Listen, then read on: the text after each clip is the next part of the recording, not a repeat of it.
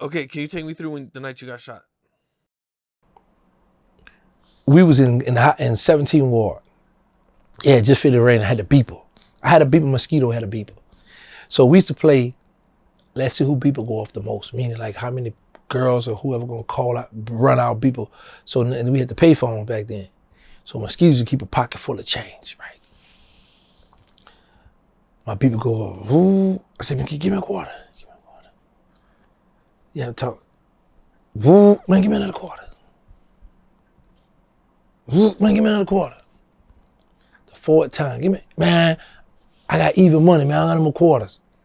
So I'm a little mad, but this is his money, right? I want to go in Kenner in this dump. It was called a dump where these little females, we knew there were some little freaks. I wanted to go out there by them. Some of the fellas don't want to go out by them because they don't have no girls. So usually, like, when you got dudes that have certain females in the area and you be like, man, I ain't about to go out there. I ain't got nothing out there. I ain't gonna be able to find nothing. So I was outvoted because Mosquito was in his girl's station wagon and Disco had his car. So we all was all in 2 cars. So I got outvoted. They want to go back to the Magnolia. Go back to the Magnolia project. We go on Magnolia, 60 Magnolia, the ice cream truck pull up. One of my homies, she's deceased now, she pull up. The ice cream said, Mosquito, give me a quarter. He gave her a quarter. Look, I said, how you gonna give her a quarter? You ain't gonna give it to me? And he just gave me like 3 of them already, right? So we fussing. And I say, well, guess what? It's my money I do. I say, but she not gonna go to war with you when them boys come again. I'm the one gotta go to war with you. So you should have gave me that quarter. I'm mad, right? So at this point now I'm kneeling down and this thick, pretty female walk past me and she walk out in the street and she's facing me. And she said, look, man, what is this girl talking? I'm already mad with Mosquito about this quarter. And now you bringing your big, pretty, fine self in my face, like, who you? She was like, you don't remember me? I was like, no. She said, you remember at the club at the Detour when you walked up to Caller and you told Caller in her ear, and I did this too. I walked up to a female I knew. I said, hey, they were sitting side by side, but I knew her, but I didn't know her, but I liked this one, right? I said, hey, tell her I want to F her. And I just stood up and watched. So she was like, she was shocked because I didn't ask her what's her name, her phone. I just say, tell her I want to F her, I want to have sex with her. But I didn't have sex with her that night, but she just was shocked that I would be bold to do that. So her daughter, godmother, lived right around the corner from my mother. I never forget this. So I'm mad. Stone had some weed. So they go in the courtyard and they smoking weed. I don't want to be around that. So I go home. My big brother said, hey, I just bought some more. I had a Mac 11. I had a 36 round clip. My brother said, I just bought you some more bullets for the gun. All right. I made sure I got bullets in both clips and all that stuff. And it's boring. It's a Sunday. It just finished raining. It looked a little muggy. I said, oh, girl around the corner. I said, I'm gonna play like I gotta go to the store. Cause she lived right around here, this Willow, and they stay right around here. And there's a store across the street. So I walk this way and I figure like I'm about to go across the street by the store and I look. I said, oh, what's up? And I'm talking to her, we started talking. I said, where you from? She said, I'm at the tent wall. I said, I'm gonna come at the house. She said, oh, you can't come at the house. I said, what you mean I can't? That boy around and you shot around the club? So, yeah, she said, that's my baby daddy. And I don't want them to say I set you up. I said, all right. I said, how y'all get home? Catch the bus. What bus y'all catch, Louisiana? So we on Washington Avenue. So we on this Washington Avenue, this long right from here to here, all up here, this Washington Avenue. I lived on Willow Street right here. So her and I started right here talking. I'm looking down this way towards Claiborne Avenue where the bus gonna come from. So I get the bright idea. I said, hey, let's walk to Washington and Magnolia. So we walk 2 blocks from my house. And I left my gun in the house. So I say, man, bus deal ticket.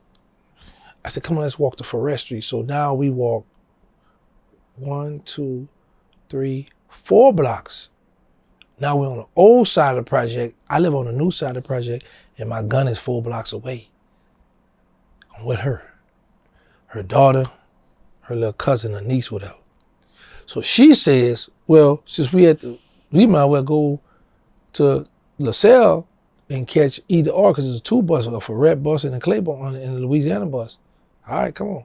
So now I didn't walk 5 blocks across the street from the Magnolia Project. Now I'm outside the project, waiting by this restaurant, waiting for whatever bus to come. By the time the bus finally came, it was nighttime, it's dark. She get on the bus, now I'm heading back. So as I'm walking, it's a guy in front of me. And he walked past this cut. And he do like this, like somebody scared him in his cut. He run out like out in the street.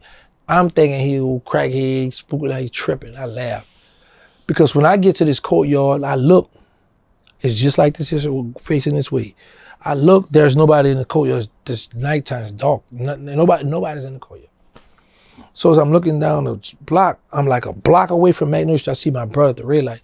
And I'm like trying to flag him that way, but I don't really want him because I started jogging. I was like, man, go ahead. So as I'm walking, I passed this cut. This is like a little narrow little walkway. I passed that up. And now I'm like, it got trees all right. It's dark right up in this area I'm walking. All of a sudden I hear somebody saying, "Gangsta, gangsta." So instead of me, the guy across the street by the store.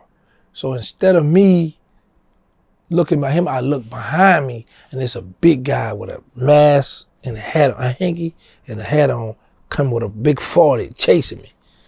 I look, I'm trying to run. He like, I like about right here. He about right where you at.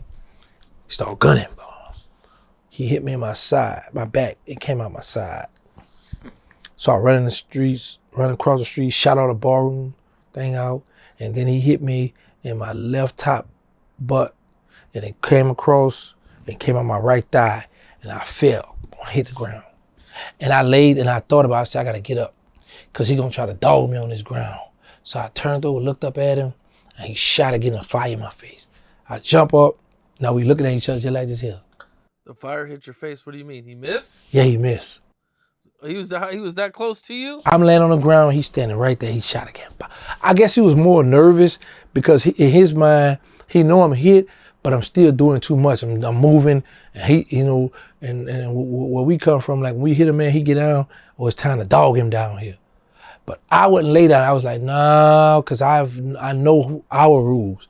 When you get him on that ground, close his coffin. You want that little kindergarten picture with the 2 teeth missing on the coffin.